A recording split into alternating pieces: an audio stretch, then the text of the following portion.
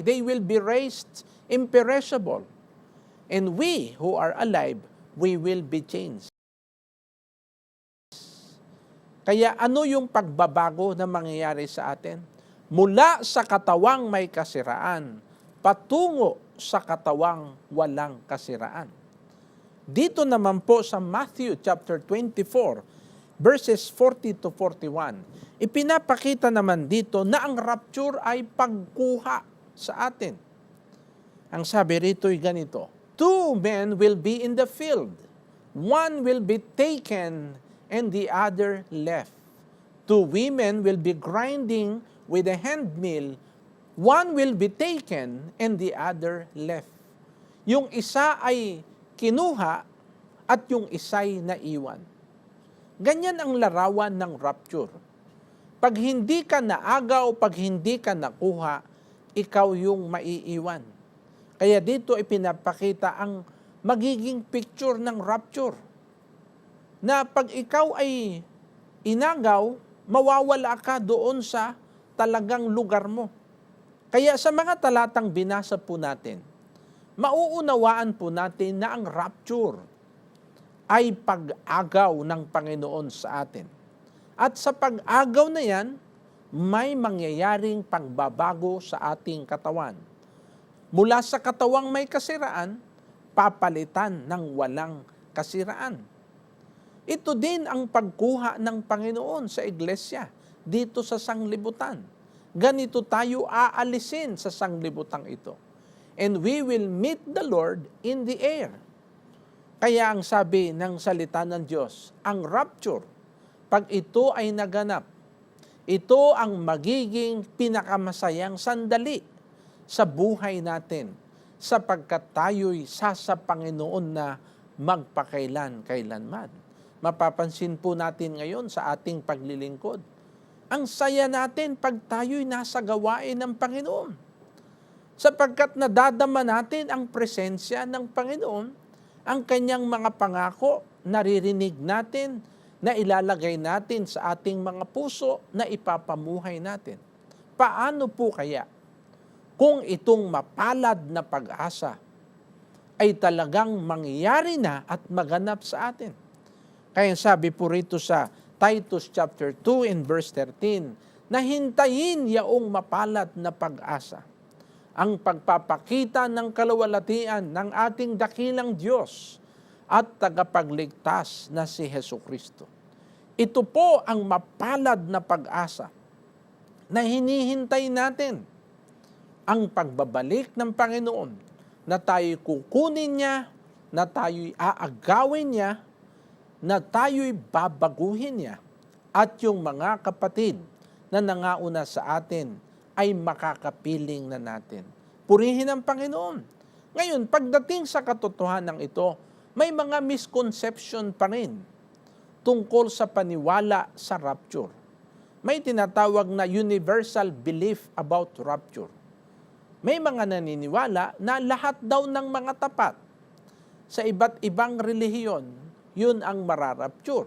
Halimbawa, kung ang relihiyon mo'y ganito, o magkaiba kayo ng relihiyon, pero pareho daw kayong tapat sa pananampalataya, pareho kayong mararapture. Ito, merong ganitong paniwala ang ibang mga Kristiyano, na yung mga selected faithfuls from different religions, yun ang mararapture. Yan po ay wala sa Biblia. Meron din namang mga naniniwala na ang rapture ay mangyayari sa gitna ng tribulation. Ito yung mga mid-tribulationists o yung mid-tribulation rapture belief or yung post-tribulation rapture belief. Yung iba naman pagkatapos ng Great Tribulation.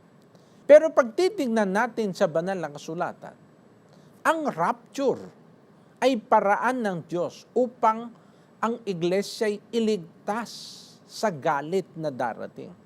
Alam natin na ang Great Tribulation ay galit na darating, parusa, kapighatian.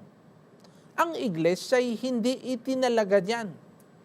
Ganito ang ating mababasa sa unang Tesalonica sa chapter 5 in verse 9. sapagkat tayo'y hindi itinalaga ng Diyos sa galit, kundi sa pagtatamo ng pagkaligtas sa pamamagitan ng ating Panginoong Hesukristo. Tayo pala, ang iglesia, ay hindi po itinalaga sa galit ng Diyos, kundi sa pagtatamo ng pagkaligtas. Ang rapture ay ang panahon na tatanggapin natin ang kumpletong kaligtasan. Hindi lang sa ating mga kaluluwa, kundi sa ating mga katawan, sa ating physical, because we will be changed. Kaya sa banal na kasulatan, makikita po natin na isa lang ang iglesyang pinangakuan ng Panginoon ng kanyang kukunin. Ang iglesyang itinayo sa pamamagitan ng mga apostol. Tandaan po ninyo ang pangako ng Panginoon. Kung sino po ang kanyang iniwan at pinangakuan na babalikan, sigurado po sa pagbabalik ng Panginoon, yung grupo na yon na kanyang pinangakuan na babalikan niya, yun pa rin ang kanyang babalikan. At ito po ay ang iglesyang kanyang itinayo. Nasabi rito sa Efeso chapter 2 and verse 20, ito ang iglesyang itinayo niya sa ibabaw ng kinasasaligan ng mga apostol at propeta. Ganito pong ating mababasa, na mga itinatayo sa ibabaw ng kinasasaligan ng mga apostol at ng mga propeta, na si Kristo Jesus din naman ang pangulong bato sa panulok. Kaya alin daw po ang iglesyang pinangakuan ng Panginoon ng kanyang pagbabalik? Ang kanyang kukunin? Iglesyang kanyang itinayo sa pamamagitan ng mga apostol at ng mga propeta. Ngayon, ang iglesyang ito ng Panginoon ay nagtataglay ng mga katangian kung bakit siya ang makakaranas ng pag-agaw sa muling pagbabalik ng Panginoon. Ngayon, tignan po natin, ano po ang katangian ng iglesyang makakaranas ng pag-agaw o rapture? What are the characteristics of the church that will experience rapture? Number 1, in Revelation chapter 3 and verse 3, the first characteristic is the church that watches. Yan ang unang katangian ng iglesyang mararapture, iglesyang nagpupuyat. Kaya dito po sa talatang ito sa Revelation chapter 3 and verse 3, ay ganito po ang sinasabi, remember therefore how you have received and heard. Hold fast and repent. Therefore, if you will not watch, I will come upon you as a thief, and you will not know what hour I will come upon you. Mapapansin po ninyo sa talatang ito, may paalala sa iglesia ng Panginoon ng kanyang mga natanggap na aral ay kanyang pangahawakan, magsisisi siya, ang ibig sabihin, gagawin niya ang paglago sa kanyang paglilingkod. Ano ang tawag diyan ng salita ng Diyos? Yan ang mga pagpupuyat, paglilingkod sa Diyos, pangahawakan sa mga aral. Ang sabi ng salita ng Diyos, if you will not watch, I will come upon you as a thief. Pag hindi raw pala nagpuyat, ang Panginoon ay darating na gaya ng magnanakaw. Walang rapture na mangyayari. Walang pag-agaw na mangyayari sapagkat kung siya'y dumating na gaya ng magnanakaw ay hindi mo mamamalayan sa makatwid. Hindi ka makakasama sa rapture. Kaya ang iglesyang hindi magpupuyat ay hindi makakasama sa rapture. Ang iglesyang dadatnan ng Panginoon sa kanyang pagparito ay ang iglesyang nagpupuyat.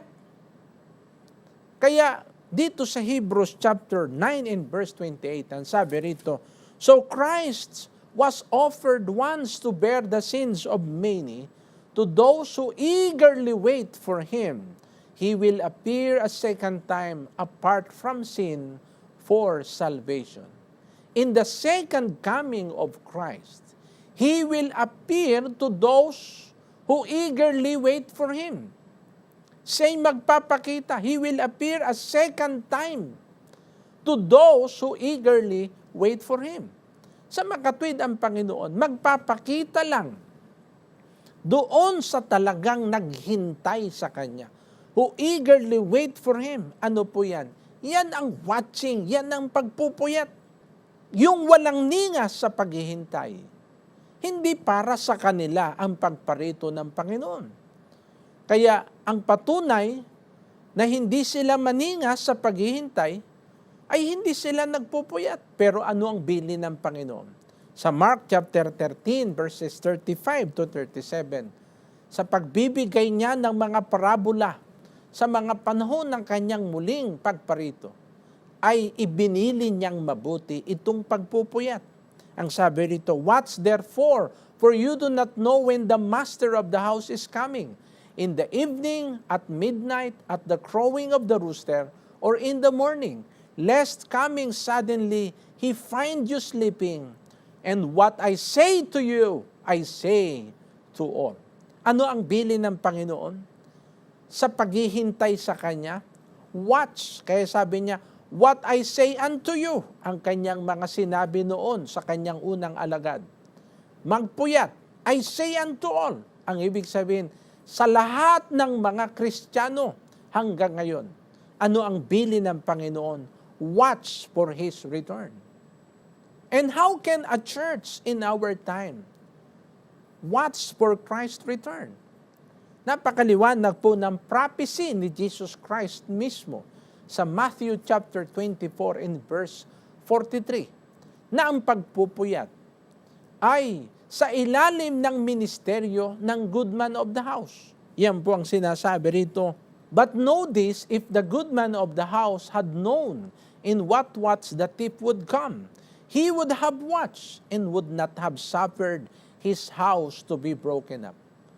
Mga kaibigan, mapapansin po natin, ano ang halaga ng good man of the house, ng ministry ng good man of the house ngayon sa ating panahon? Ano sabi rito? He knows in what watch Christ will come. Alam niya kung anong pagpupuyat si Kristo'y darating.